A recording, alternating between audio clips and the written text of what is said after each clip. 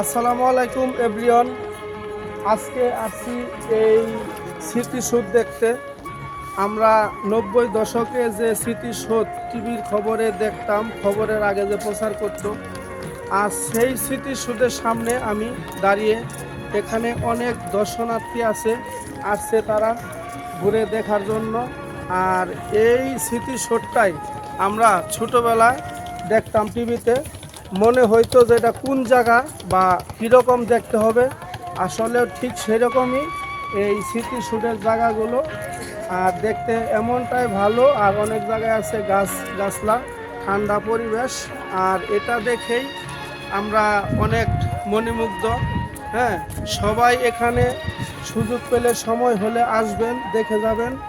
এখানে যেভাবে টিভিতে দেখছেন আগে, ঠিক সেভাবে আছে।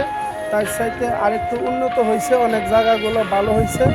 তো আমি দেখাবার চেষ্টা করলাম এই স্বয়ং সম্পূর্ণ স্মৃতিসৌধ, যে বাংলাদেশ স্বাধীন হওয়ার পর থেকে এটা একেবারে ভালোভাবে, সুন্দরভাবে, পরিপূর্ণভাবে তৈরি করা হয়েছে।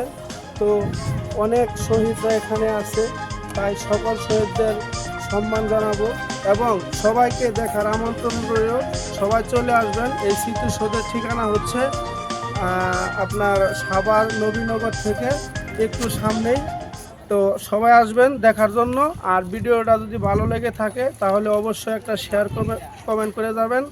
ভালো থাকবেন। যোগাযোগের জন্য স্ক্রিনে একটা নাম্বার দেওয়া থাকবে, যদি কারো প্রয়োজন মনে হয় নাম্বারে কল দিবেন, আমি ঠিকানা আরও ভালোভাবে বলে দিব।